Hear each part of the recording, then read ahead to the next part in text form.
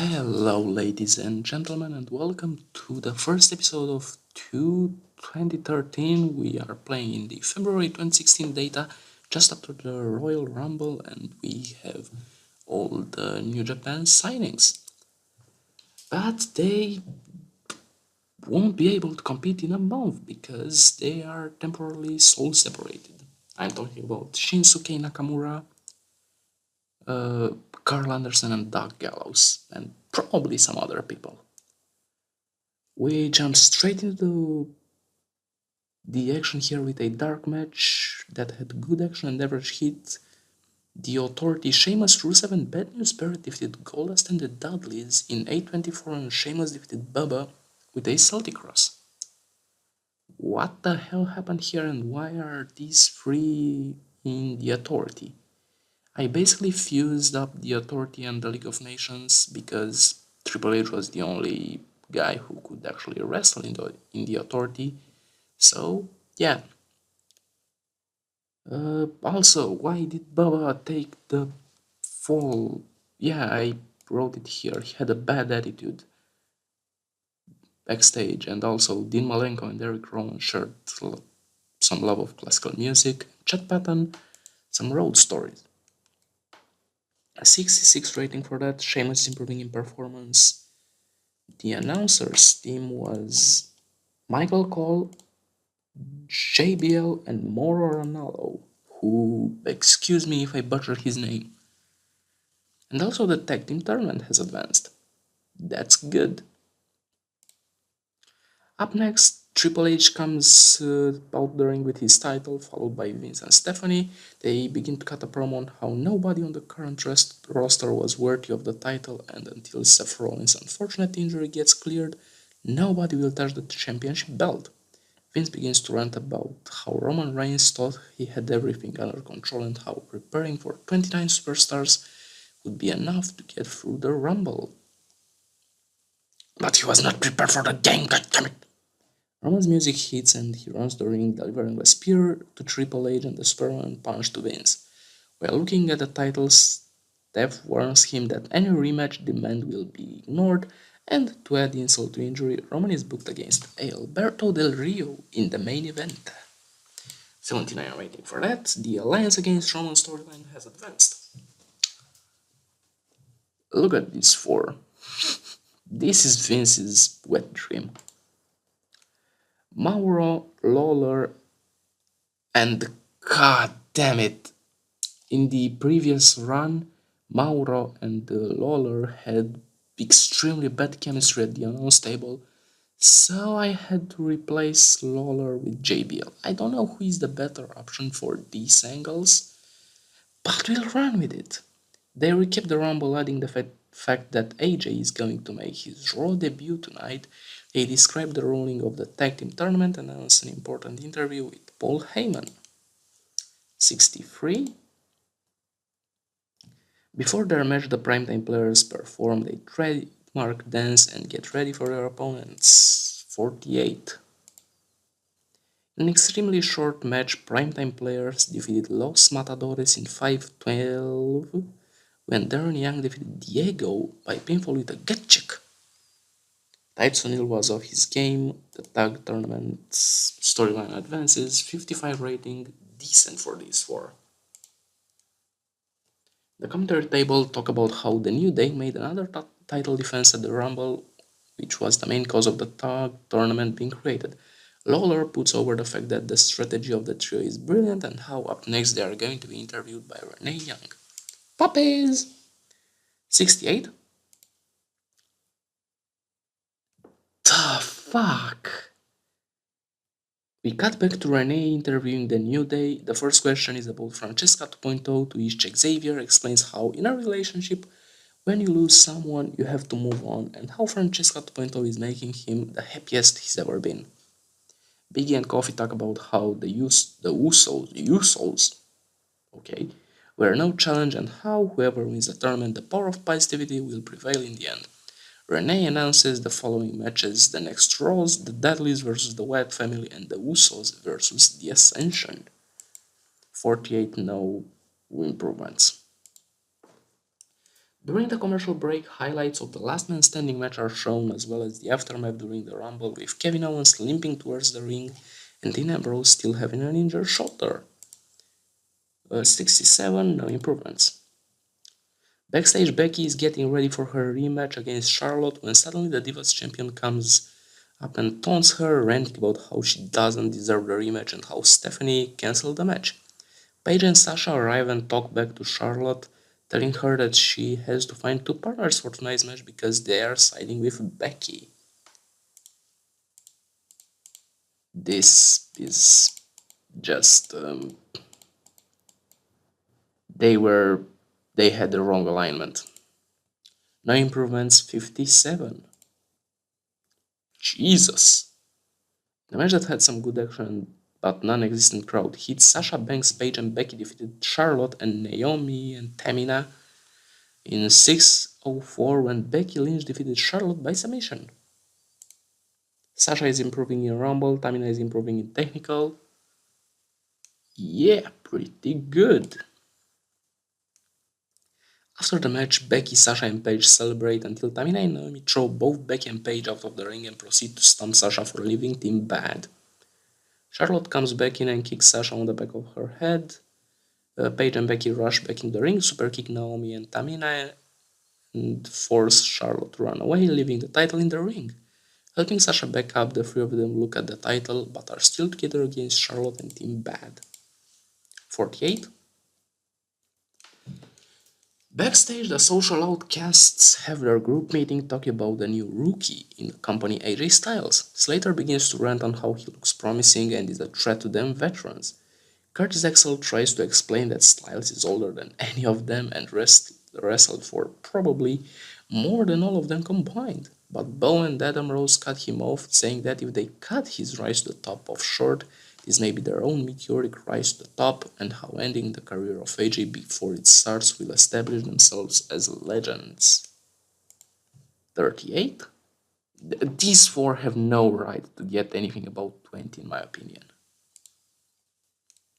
Cutting to another camera, Christian is backstage with the winners of the Divas match. He explains how the money is tough and how he needed something to keep his addiction to chocolate up on track, and so he got a degree in interviewing.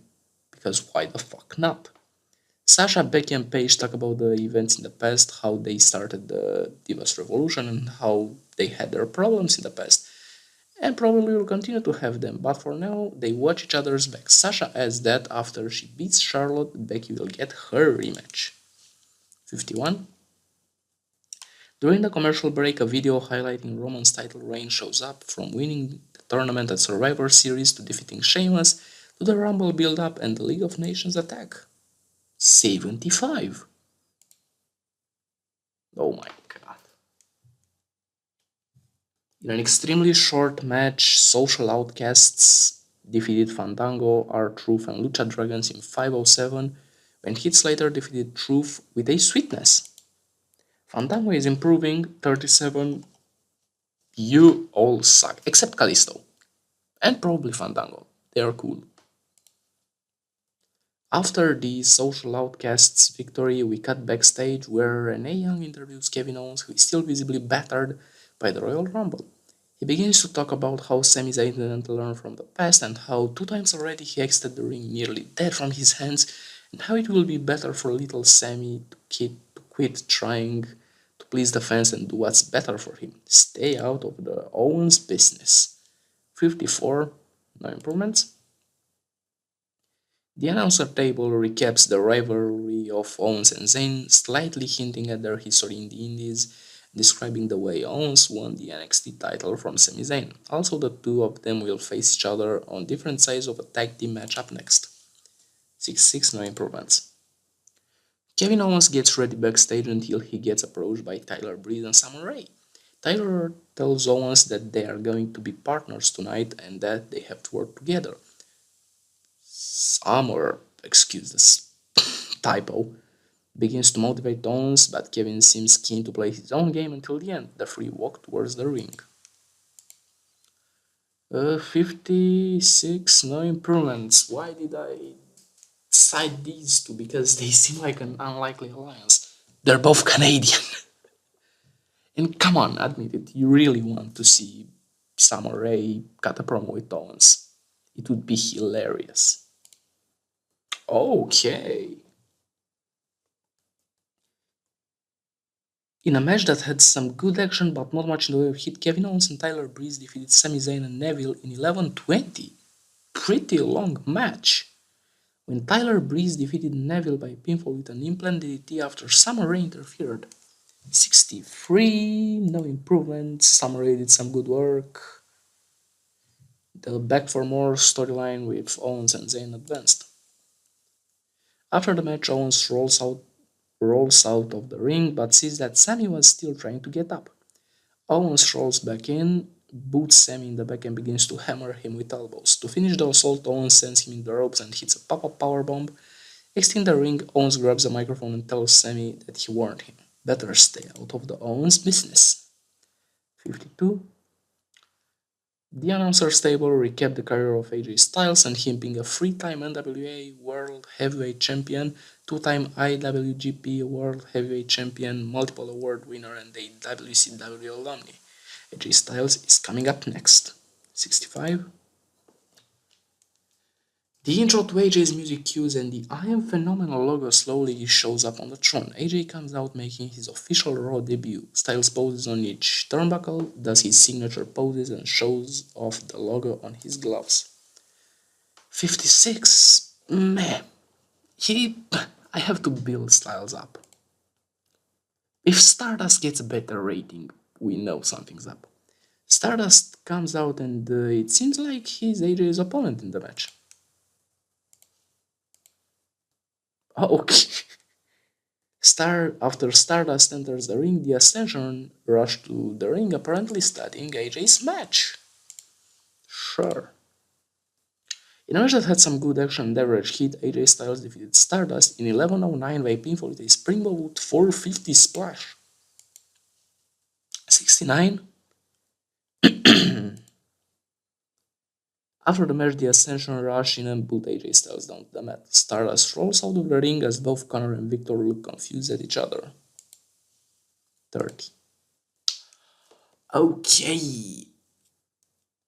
Now things are getting interesting. The social outcasts rush towards the ring to beat down AJ and prove their point.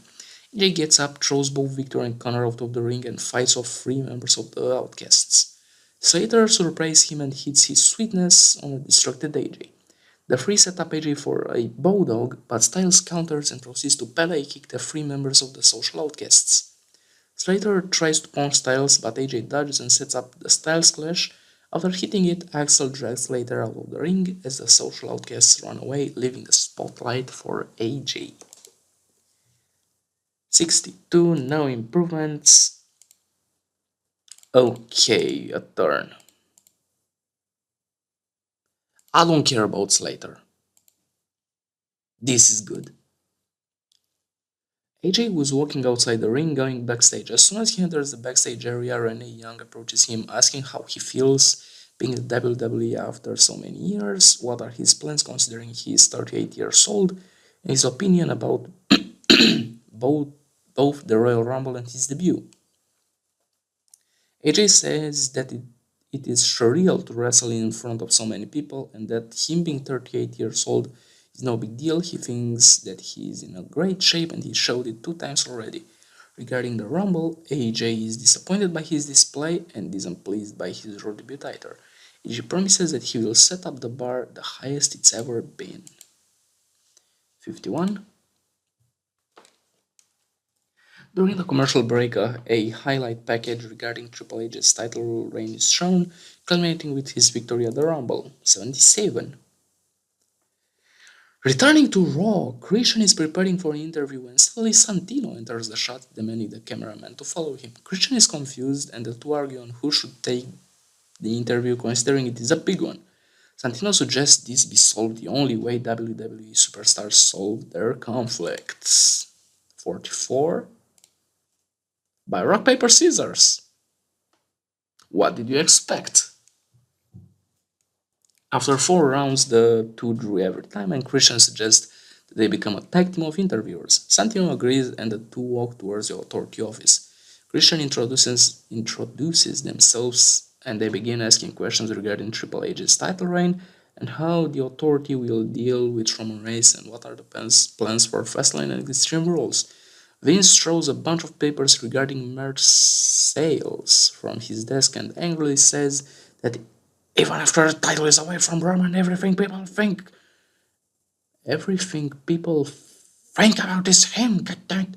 Triple H explains how he will be defending champion if he needs to, but the behind the scenes business is his priority. Stephanie asks both of them how they managed to become interviewers, to which Santino and Christian look at each other and rush out the door. 72.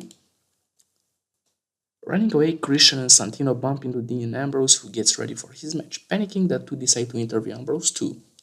They ask about the last man standing match being the final elimination and how he feels about still being the Intercontinental Champion. Ambrose answers all the questions while adding he will bring back Shades of John Cena tonight as the Intercontinental Open challenge is wide open. 54. Making his entrance, Ambrose explains his actions and asks anyone in the back to accept his challenge. Even though he went through hell at the Rumble, Damien Sandow comes out and says that himself and the WWE Universe wanted him to be in the Rumble, but for months and months the odds have been stacked against him. 63. Holy! Okay, this is good. In a match that had some good action and leverage, Dean Ambrose defeated Sandow in 7:25 with a midnight special. Dean Ambrose makes defense number 1 of his Intercontinental title. Sandow is improving, 72 rating, good. The commentary table talk about how Dean's plan has a lot of flaws, but it will be interesting to see who takes another chance towards the Intercontinental title. Mauro puts over the fact that Roman Reigns is going to compete next against the former United States and World Heavyweight Champion Alberto Del Rio. 64. During the commercial break, a video showing the rivalry between Bray Wyatt, Kane, Undertaker, and Brock Lesnar runs, recapping everything we saw thus far from the WrestleMania match between Wyatt and Taker to the Royal Rumble, where the Wyatt family eliminated Ambrose, eliminated Lesnar. 76 rating for that. I am disappointed. We are back to Raw, where The Miz opens on Miz TV with his guest Paul Heyman.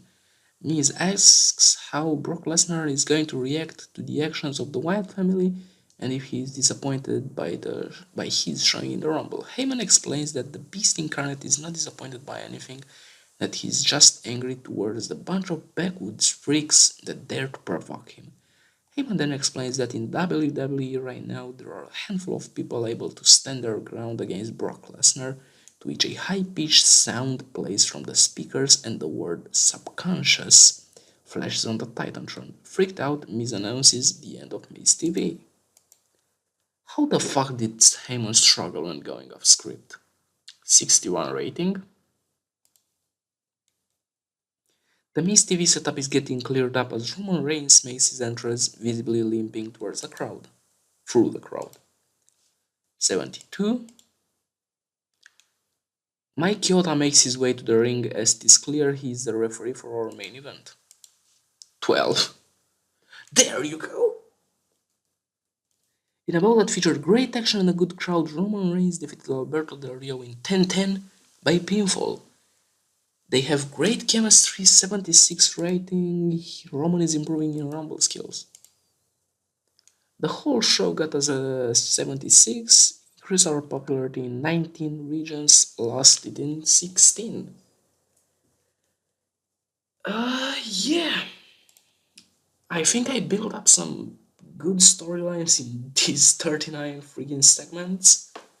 40 with the pre-show. We have the Ambrose Open Challenge.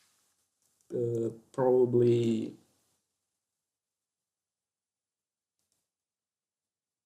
a Bray Wyatt Brock Lesnar feud, AJ's debut, and him feuding with the Outcasts. I set up a lot of things here, as well as the tag tournament. Christian Santino interviewing people would be freaking hilarious in real life. I'm pleased with this first Raw. In the next episode, we will have SmackDown. So thank you for watching. Don't forget to leave a comment on why you enjoyed or not enjoyed this particular episode. And I won't ask for likes, only a comment. Your opinion, that matters for me. Have a fantastic day and see you next time.